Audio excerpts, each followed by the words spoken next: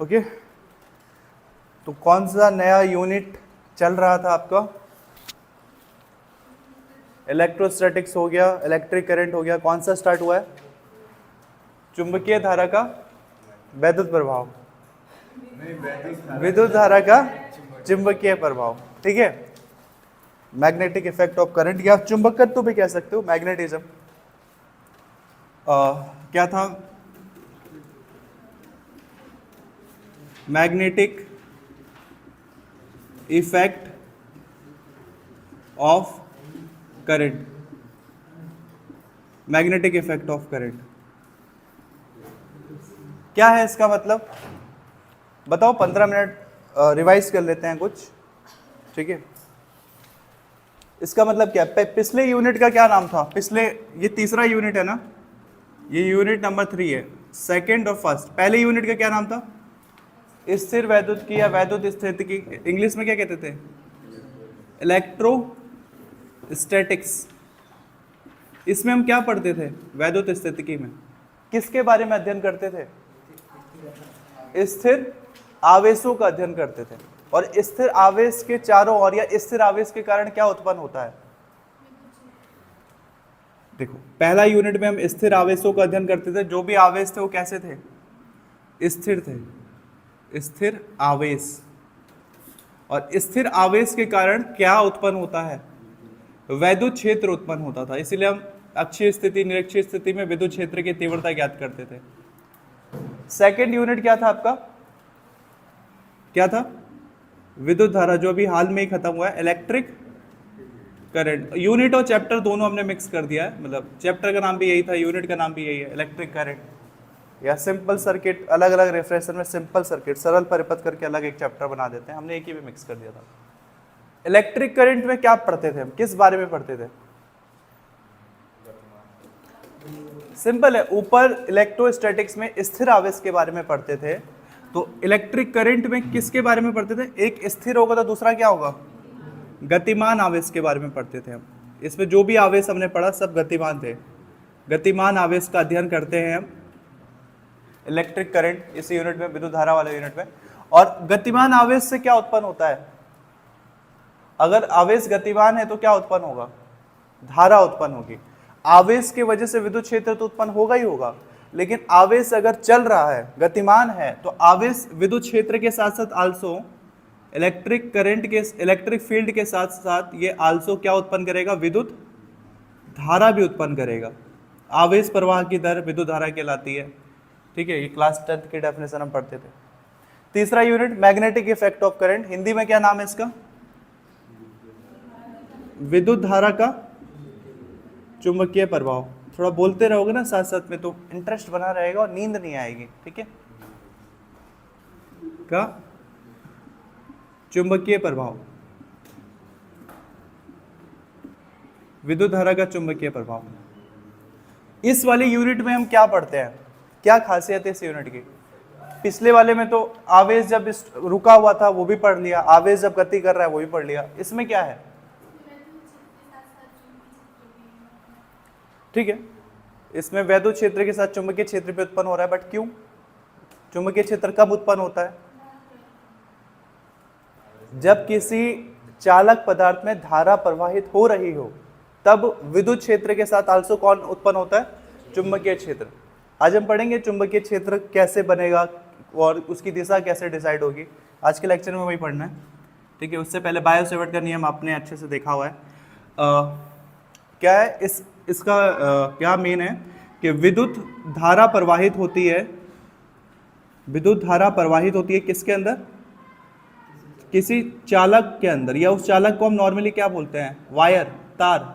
मान के चलिए पूरे चैप्टर में तार के बारे में पढ़ रहे हैं हम, तार में करंट बह रहा है। अब विद्युत धारा यदि किसी चालक तार में प्रवाहित हो तो उस कारण से क्या उत्पन्न होता है? विद्युत क्षेत्र के साथ साथ विद्युत क्षेत्र तो उत्पन्न होगा ही होगा, क्योंकि आवेश की बात हो रही है या धारा की बात हो रही है तो विद्युत क्षेत्र उत्पन्न होगा। और विद्युत क्षेत्र के साथ आल्सो कौन उत्पन्न होता है? चुंबकीय क्षेत्र भी उत्पन्न होता है। ये आपका विद्युत धारा का चुंबकीय प्रभाव। डिफाइन कैसे करोगे विद्युत धारा के चुंबकीय प्रभाव को?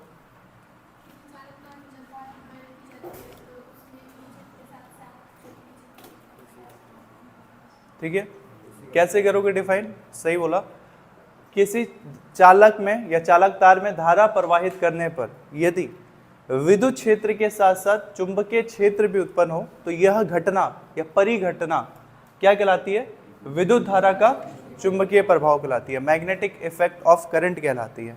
ओके, इसमें चुंबकीय क्षेत्र देखते हैं। चुंबकीय क्षेत्र क्या है? बायो-सेवर्ट का नियम, और क्या इसमें इंपॉर्टेंट बताया मैंने? एम्पियर का नियम। बायो-सेवर्ट का नियम और एम्पियर का नियम इसका मोस्ट इंपॉर्टेंट टॉपिक है, और सिर्फ यही दो इंपॉर्टेंट नहीं है। बायो-सेवर्ट और एम्पियर मतलब मेन रूल्स देती हैं, और इसी दोनों नियम के बेस्ड पे सारे डेरिवेशन आपको आगे जा करके मिलेंगे। ओके, तो ये आपका था विद्युत धारा का चुंबकीय प्रभाव। इसमें पहला टॉपिक लिखो जरा, चुंबकीय क्षेत्र। लिखो चुंबकीय क्षेत्र। चुंबकीय क्षेत्र पढ़ना है, जैसे विद्युत क्षेत्र पढ़ा हमने पहले चैप्टर में, फिर वैद्युत बल पढ़ा, वैद्युत क्षेत्र को परिभाषित किया। वैद्युत बल में कौन सा बल पढ़ा हमने? कूलाम का नियम पढ़ा था।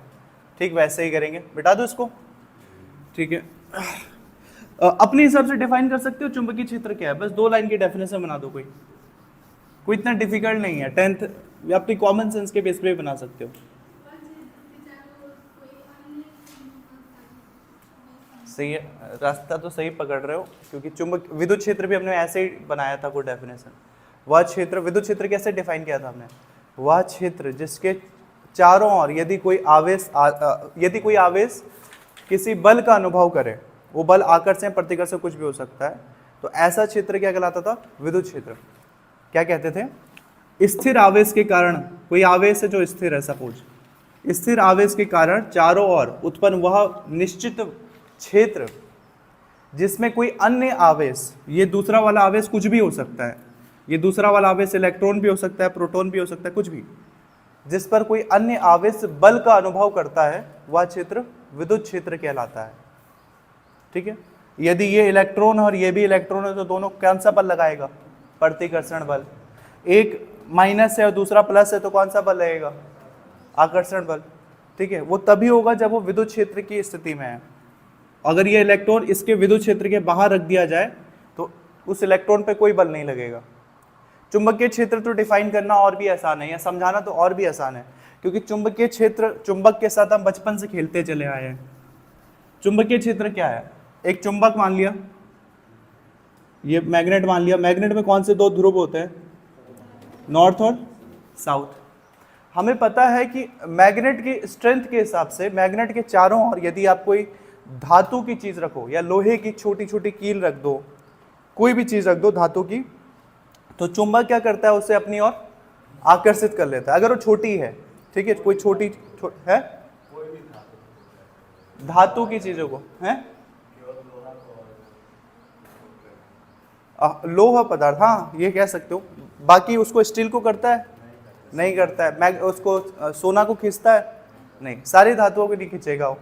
ठीक है, तो ये जो चुंबक होता है अपने चारों ओर एक निश्चित क्षेत्र बनाता है। अगर ये चुंबक का एक फिक्स एरिया सपोज ये है और वो चारों तरफ वृत्ताकार स्थिति में ही होगा, वो अपने आप को सेंटर मान लेगा।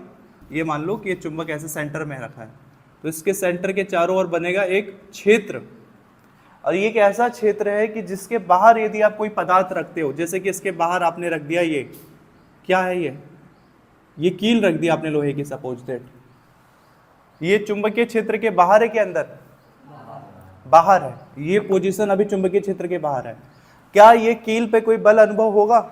नहीं, कोई नहीं। लेकिन जैसे ही हम इसको चुंबकीय क्षेत्र के रीजन में लाएंगे, इसके क्षेत्र में लाएंगे, वैसे ही ये चुंबक इस कील को अपनी ओर आकर्षित करने लगेगा, जैसे ही उसके क्षेत्र में एंटर करेगा। और जैसे जैसे ये कील उसके नजदीक आएगा, वो चुंबक पे जो आकर्षण बल है कील के लिए, वो और भी ज्यादा क्या होते जाएगा? इंक्रीज करते जाएगा। ठीक है, तो इसी को आप डिफाइन कर सकते हो। समझा तो दिया, असली टैलेंट यही है कि आप जो चीज समझ गए उसको परिभाषित कैसे करोगे। किसी चुंबक के चारों ओर का वह क्षेत्र जिसमें कोई अन्य पिंड क्या करता हो? बल का अनुभव करता हो, वह क्षेत्र कौन सा क्षेत्र कहलाएगा? चुंबकीय क्षेत्र कहलाएगा। चुंबकीय क्षेत्र को कैसे डिफाइन करोगे? पहला लाइन बता दूं? बताओ तब। किसी पिंड के चारों ओर नहीं, किसी चुंबक के चारों ओर का वह क्षेत्र जिसके चारों ओर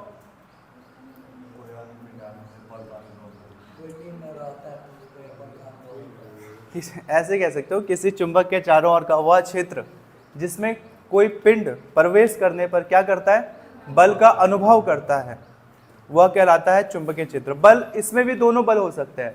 अगर लोह पदार्थ है तो वो तो आकर्षण ही करता है, लेकिन क्या पता वो दूसरा पिंड भी चुंबकीय हुआ तो, क्या पता ये नीचे अंदर बड़ा चुंबक रखा है और बाहर से एक छोटा चुंबक आ रहा है, ये छोटा चुंबक है।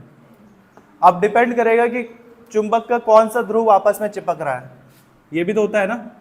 साउथ वाले से चिपकेगा, तो अगर ये ऐसे में चुंबक आ रहा है, ये भी साउथ ये भी साउथ, तो सेम पोल होते तो क्या आकर्षित करेगा प्रतिकर्षित?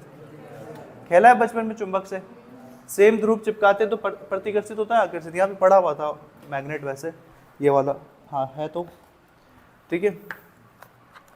बचपन में हमने खेला है बहुत चुंबक से, अभी भी खेल लो, ठीक है। ये होता है बार मैग्नेट कहते हैं इसको, ये जो रेड वाला मैग्नेट होता है, हमने तो नॉर्मल गोल चुंबक किससे खेला होगा, ये होता है बार मैग्नेट जिसपे लिखा होता है नॉर्थ और साउथ, ठीक है। इस मैग्नेट का हमें पता है कि अगर सेम ध्रुव होगा, जैसे ये नॉर्थ है और ये नॉर्थ है, आपस में चिपकाएंगे तो ये देखो दूर जाने की कोशिश करता है, वो खुद ही फील करोगे आप हाथ में पकड़ोगे तो। और जैसे पोल चेंज करोगे, नॉर्थ से साउथ को लेके आओगे, वो तुरंत क्या हो जाएगा, चिपक जाएगा, वो तुरंत आकर्षित कर लेगा। लेकिन अगर इसको उल्टा करने की कोशिश करो तो कुछ भी करो वो आकर्षित नहीं कर रहा है, ठीक है।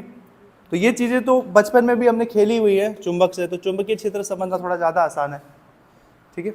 इसमें रख दो,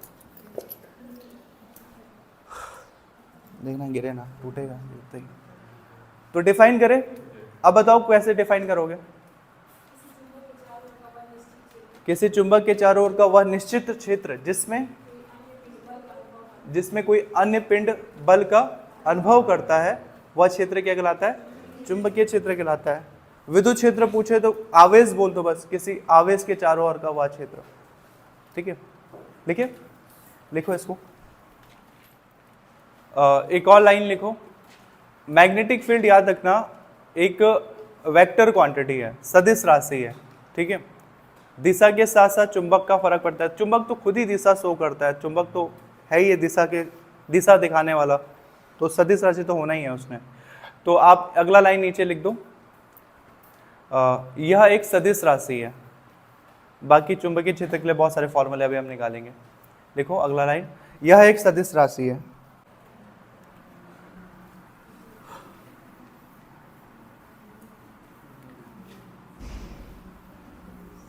हो गया। इसमें एक फॉर्मूला, अब चुंबकीय क्षेत्र पड़ा है, चुंबकीय क्षेत्र को किस चीज से दिखाते हैं, बी से दिखाते हैं, ओके। तो बी का फॉर्मूला कैसे लाएंगे, वो फॉर्मूला भी मैं दिखाता हूं आपको, ठीक है। तो और ये फॉर्मूले के लिए आपको हेडिंग लिखना पड़ेगा अलग से, पहले सुन लो फिर लिखना, ठीक है। बायो-सेवर्ट नियम में भी बी आता है, चुंबकीय क्षेत्र आता था, बी बराबर mu 0/4 pi I dl sine theta upon r square.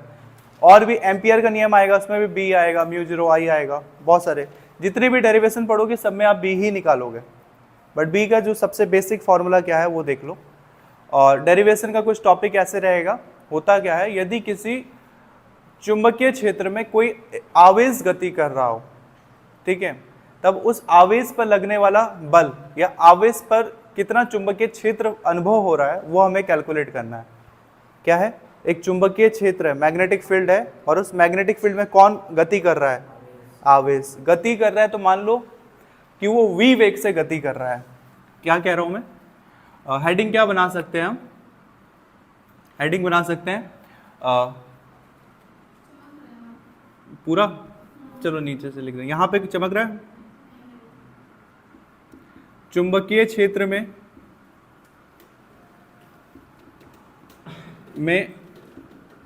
गतिमान आवेश, गतिमान आवेश,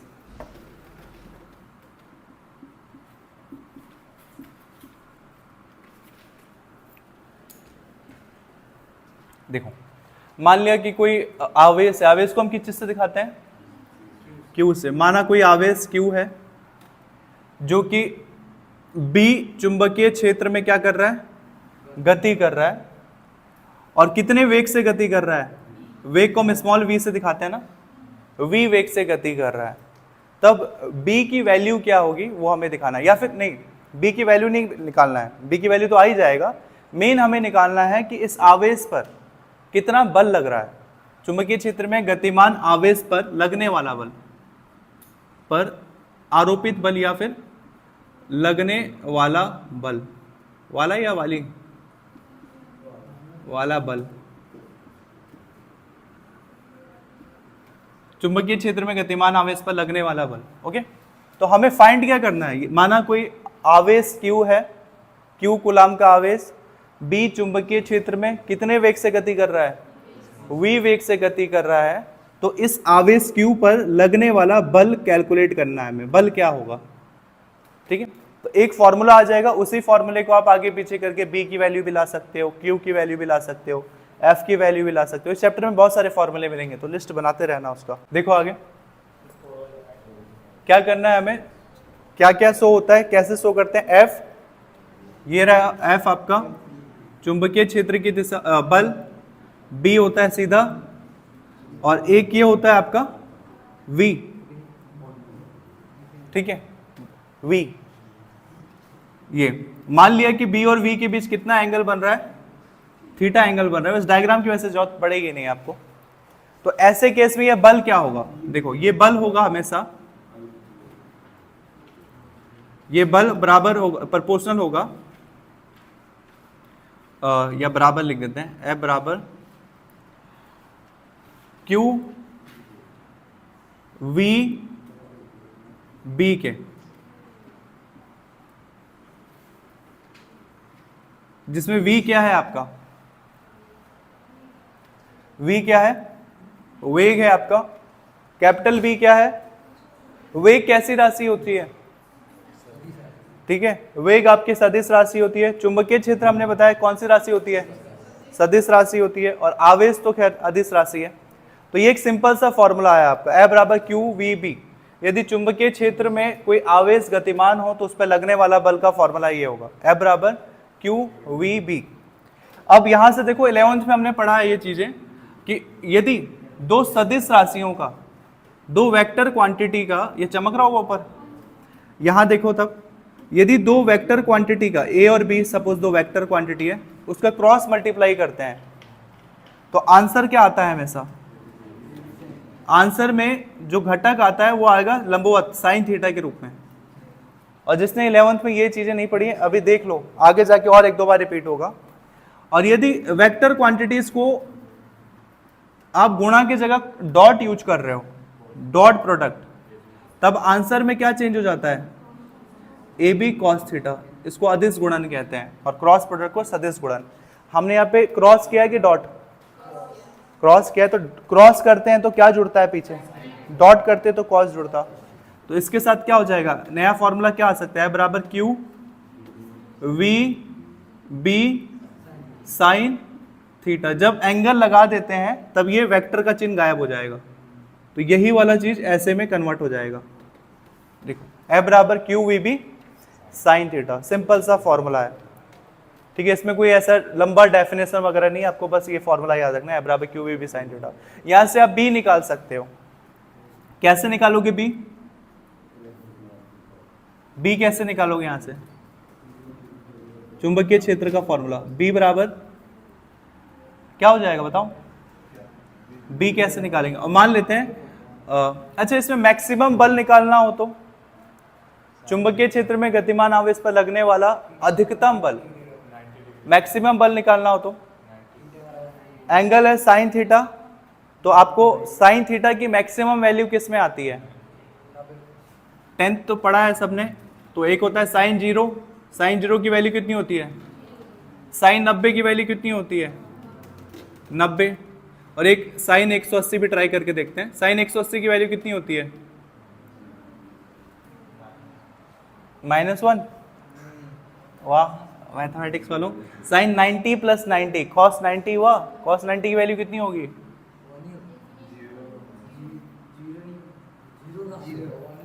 ना मारूंगा ना, सारे बैठे हुए आगे मैथ वाले।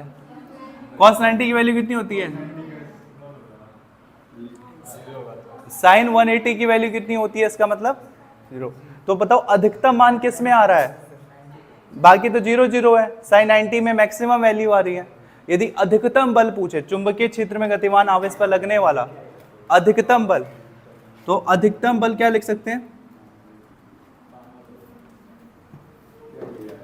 अधिकतम बल कैसे दिखाएंगे आप इसको, F और ब्रैकेट नीचे लिख देता हूं मैक्स। मैक्स मतलब मैक्सवेल, मैक्स मतलब मैक्सिमम। मैक्सिमम फोर्स कितना होगा, बस 90, थीटा की जगह कितना डालना पड़ेगा आपको, 90 डालना पड़ेगा। तो ये हो जाएगा F Q V B sine theta की जगह 90 डिग्री, मैक्सिमम कंडीशन में बचेगा। साइन 90 की वैल्यू कितनी होती है, 1 होती है, तो ये हो जाएगा Q V B, साइन 90 का तो हो गया 1। और यहां से एक बल का फॉर्मूला ये भी आ गया आपके पास, और यहां से चुंबकीय क्षेत्र चाहिए, B चाहिए, तो क्या आ जाएगा, B बराबर कितना हो जाएगा, B को छोड़ो यहां पे, और ऊपर क्या है F मैक्सिमम, और नीचे क्या बच गया Q इंटू V। ये आ गया आपके पास फॉर्मूला। इस फॉर्मूले को भी अगर मैं चेंज कर सकता हूं अभी, ये आपका चुंबकीय क्षेत्र का फॉर्मूला आया एक नया। मान लेते हैं कि आपने जो आवेश लिया है वो 1 कूलाम का है, और ये आवेश जो गति कर रही है वो 1 मीटर प्रति सेकंड की रफ्तार से गति कर रही है, मतलब Q की वैल्यू भी 1, V की वैल्यू भी 1, तब नीचे क्या रह जाएगा, मैं ये कह रहा हूं, माना या फिर लिख देते हैं, यदि माना ही लिखो, माना Q बराबर कितना है 1 कूलाम, व V बराबर कितना है 1 मीटर प्रति सेकंड। वेग का मात्रक ये होता है ना, मीटर प्रति सेकंड।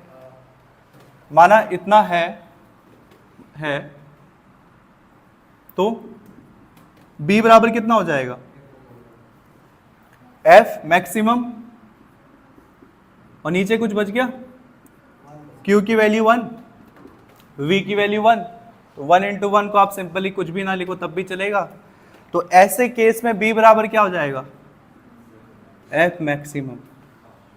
इसको परिभाषित कर सकते हो आप, कैसे परिभाषित करोगे, यदि 1 कूलाम का आवेश चुंबकीय क्षेत्र में, यहां से देखो ना, चुंबकीय क्षेत्र में गतिमान आवेश पर लगने वाला बल, तो यहीं से लिख लो, यदि कैसा आवेश है, यदि 1 कूलाम का आवेश चुंबकीय क्षेत्र में कितनी स्पीड से गति कर रहा है, 1 मीटर प्रति सेकंड के वेग से गति करता है, तब चुंबकीय क्षेत्र, सॉरी B क्या है आपका, चुंबकीय क्षेत्र ही है ना, तब चुंबकीय क्षेत्र आवेश पर लगने वाले अधिकतम बल के बराबर होगा। ऐसे करके आप एक ये फॉर्मूला आ सकता है, एक ये फॉर्मूला आ सकता है, एक ये फॉर्मूला आ सकता है। इस चैप्टर में फॉर्मूला ही फॉर्मूला है, और सब एक दूसरे से लिंक्ड हैं, जुड़े हुए हैं।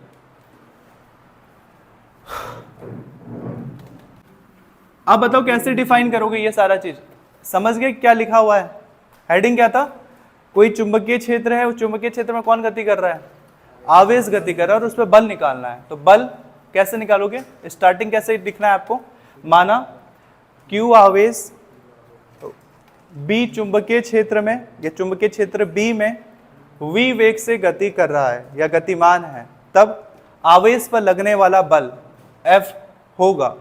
फिर कॉमा करके नीचे से लिखना है F बराबर Q V क्रॉस B, ये मतलब ये दोनों उतार लेना है। ये कैसे आया साइन थीटा, हिंट के तौर पे मैं बगल में लिख देता हूं, वैसे पता होगा तो फिर कोई दिक्कत नहीं है। ये आया कहां से, चूंकि क्रॉस की जगह क्या हुआ, चूंकि हमें पता है कि A क्रॉस B होता है अगर, और इसके बीच क्रॉस प्रोडक्ट होता है, तो आंसर क्या आता है, AB साइन थीटा आता है। वैसे ये वेक्टर का क्रॉस प्रोडक्ट था तो आंसर साइन थीटा आया ये। फिर ये नीचे क्या निकाला हमने, फिर हमने नीचे निकाला चुंबकीय क्षेत्र में गतिमान आवेश पर लगने वाला अधिकतम बल, मैक्सिमम बल कितना होगा। तो मैक्सिमम के लिए हमने क्या किया, थीटा को 90 डिग्री रख दिया, QVB आ गया, यहां से बल निकाल लिया हमने, चुंबकीय क्षेत्र का फॉर्मूला भी हमने निकाल लिया। फिर चुंबकीय क्षेत्र को अगर आपको डिफाइन करना है, फिर यहां से क्या किया, आपने आवेश को 1 कूलाम मान लिया, V को 1 मीटर प्रति सेकेंड लिख दिया। इसके लिए क्या लिखोगे, यहां तक तो आपने B का फॉर्मूला ला दिया, ये लिखने से पहले इसको कैसे लिखोगे, फिर वही जो आपने स्टार्टिंग लाइन लिखा था ना कि माना Q आवेश B चुंबकीय क्षेत्र में V वेग से गति कर रहा है, इसी शब्द को अब तोड़ना है। आपको लिखना है माना आवेश की वैल्यू कितने है, माना 1 कूलाम का आवेश B चुंबकीय क्षेत्र में 1 मीटर प्रति सेकंड की वेग से गति कर रहा है, तब चुंबकीय क्षेत्र आवेश पर लगने वाले अधिकतम बल के बराबर होगा। ऐसे लिखना है, ठीक है। लिखें, यहां से आपको फॉर्मूले बहुत मिलेंगे, लिखो तो।